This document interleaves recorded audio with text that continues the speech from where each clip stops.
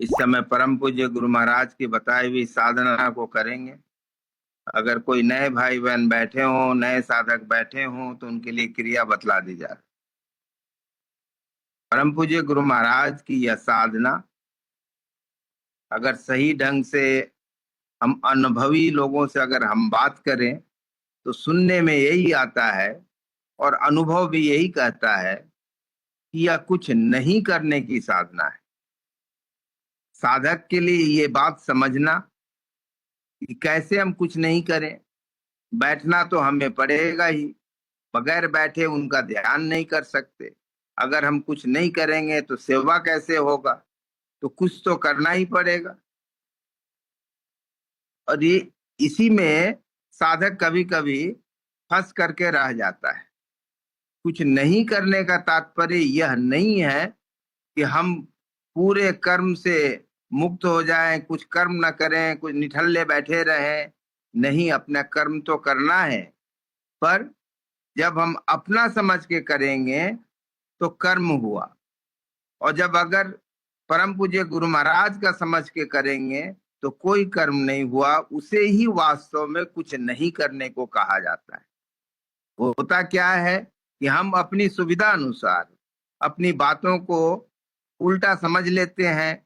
जैसे आप सबने सुना ही है, ब्रह्मा जी के पास जब देव और दानव दोनों गए तो उन्होंने 10 शब्द कह दिया। अपने अपने अर्थ लोगों ने अपनी अपनी समझ के अनुसार जिसकी जैसी स्थिति थी वैसा समझ लिया।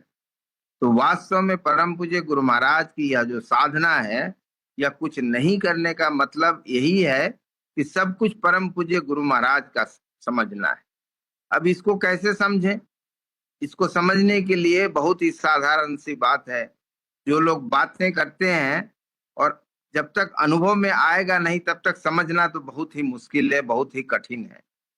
पर जो बातें होती हैं अगर उनसे आप समझें तो हम सब समर्थ गुरु को साक्षात पार ब्रह्म परमेश्वर कहते हैं। हम सब ने यह भी कई बार सुना कि सृष्टि में दो ही चीज है, चेतन और जड़। हम उसी चेतन के अंश हैं। अब अगर पार ब्रह्म परमेश्वर वो चेतन का भंडार है और हम उसके अंश हैं, तो मैं रहा कहाँ? वास्तव में जब हम उनके अंश हैं, अगर हम अगर हृदय की गहराई से इसको समझ ले, अपने व्यवहार में अगर उतार ले, तब यह बात समझ में आएगी कि मैं ही नहीं हूं, मैं तो उनका अंश हूं। तो मेरा मैं का कहीं अस्तित्व है ही नहीं। और अगर मैं का अस्तित्व नहीं तो मेरा क्या है? मेरा कुछ भी नहीं, क्योंकि ये सारी बातें मैं से जुड़ी हुई है। जब तक हम मैं अपने आप को अलग समझेंगे तब तक ये बातें हैं कि समर्थ गुरु साक्षात पार ब्रह्म परमेश्वर हैं, ले वो हमारे अनुभव में आया नहीं। ज्ञान तब तक हमारा अपना नहीं होता है जब तक हम अपने अंदर उसे उतार नहीं लें।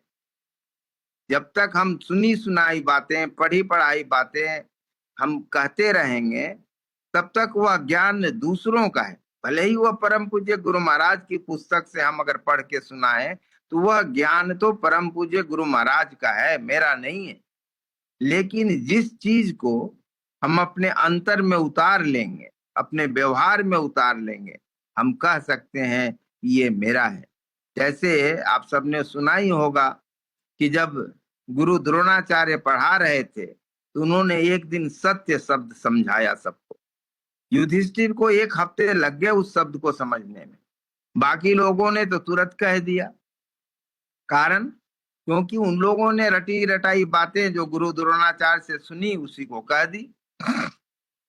लेकिन युधिष्ठिर ने तब तक नहीं कहा जब तक उन्होंने अपने जीवन में उसे अनुभव नहीं किया, उसे उतार नहीं लिया। वास्तव में अध्यात्म भी यही है। हमें विचार करना होगा कि गुरु हम पर दया करे तो करे क्यों? आप सब संसार में देखते हैं, किसी धनी के पास कई भिखारी जाते हैं, उनके दरवाजे नॉक करते हैं, सबको वह नहीं मिल जाता। किसी को कुछ टुकड़े भले ही मिल जाए, पर वास्तव में वह धनी का उत्तराधिकारी नहीं बन जाता। पर धनी अगर किसी पर प्रसन्न हो जाए तो वह धनी का उत्तराधिकारी भी बन जाता है। पर वह तभी संभव है जैसे गुरु महाराज की जो साधना कुछ नहीं करने की है, उसको अगर आप संसार में देखें, आप सब सुनते हैं मकारों की बात, लोभ मोह काम क्रोध मद मोह, सब सुनते ही हैं आप सब। अगर इनको आप पकड़े हुए हैं तब तक आपका मैं भी जिंदा है। लेकिन परम पूज्य गुरु महाराज की साधना कुछ नहीं करने का मतलब कुछ पकड़ना भी नहीं है। इन मकारों को अगर आप नहीं पकड़े, अपना नहीं माने, तो आपने पकड़ा नहीं तो छोड़ने की आवश्यकता ही नहीं, क्योंकि छोड़ना ही तो वह कर्म है। इसीलिए वह कर्म अगर हम पकड़े ही नहीं, और वह तभी संभव है जब हम सब कुछ समर्थ गुरु महाराज का समझें।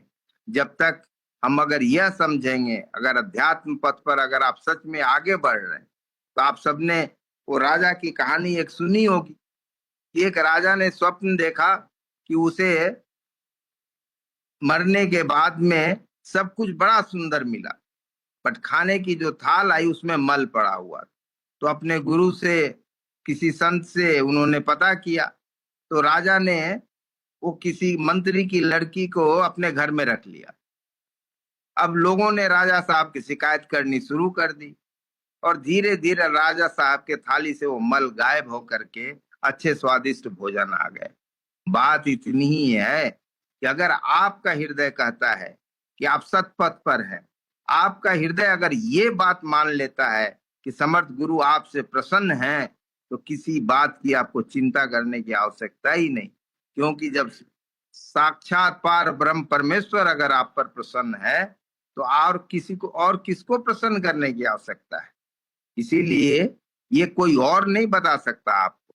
आपका अंतःस्थल अगर कहता है कि आप ऐसे, आपके विचार ऐसे हैं, विचार आपके निर्मल हैं, आपको समर्थ गुरु से कोई लालच नहीं है, समर्थ गुरु से सिर्फ आप प्रेम करते हैं, तब आपको निश्चित तौर पर यह अनुभव होना शुरू हो जाएगा कि समर्थ गुरु प्रसन्न है।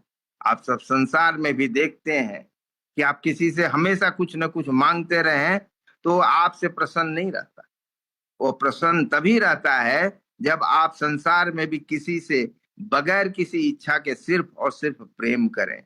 वास्तव में यही परम पूज्य गुरु महाराज की साधना है। और इसीलिए आप सब जानते ही हैं कि परम पूज्य छोटे भैया को प्रेम मूर्ति कहते थे। तो वो जब तक हमारे अंदर अगर प्रेम, अगर वह निस्वार्थ प्रेम अगर आपके हृदय में है, तो आपको ही पता होगा, दूसरा कोई उस बता ही नहीं सकता, समझ नहीं सकता। इसीलिए आप अगर इस बात को, अगर आपका हृदय कहता है कि समर्थ गुरु आपसे प्रसन्न है, तो वो प्रसन्न है, तो निश्चित तौर पर आपकी अध्यात्म में प्रगति होगी। और नहीं तो छोटे कंकर पत्थर, जैसे आप सबने कई बार प्रवचन में सुना होगा, राजा के पास लोग आए, कंकर पत्थर ही उठा करके लेकर के चले गए। तो सबकी अपनी जो पसंद है, सब सही है, कोई गलत नहीं है, ना कोई कार्य गलत है। ये सब अपनी अपनी दृष्टि पर निर्भर करता है। एक ही कार्य, जैसा कि कल सुन रहे थे श्रीवास्तव भाई साहब से, एक ही कार्य किसी के लिए वो अच्छा होता है और किसी के लिए बुरा होता है। तो हम सब इसीलिए परम पूज्य गुरु महाराज ने जो साधना दी है उसी को करने बैठे हैं, जिससे हमारा हृदय निर्मल होगा, मस्तिष्क निर्मल होगा, हमारा मस्तिष्क इन इच्छाओं से ऊपर चला जाएगा। हम कुछ पकड़ेंगे नहीं, कुछ छोड़ने की आवश्यकता होगी नहीं, तो निश्चित तौर पर समर्थ गुरु आपसे प्रसन्न होंगे। और जो समर्थ गुरु प्रसन्न हो गया, तो आपको वास्तव में खुद ही विचार करें कुछ और चाहिए क्या। इस साधना को करने के लिए हम सब एक ऐसे सुखद आसन में बैठते हैं जिसमें जहां तक हो सके बगैर हिले डुले करीब 35 मिनट तक बैठे रह सके। जहां तक हो सके मेरुदंड सीधी रखें, नेत्र हल्के से ऐसे बंद करें जैसे सोते वक्त।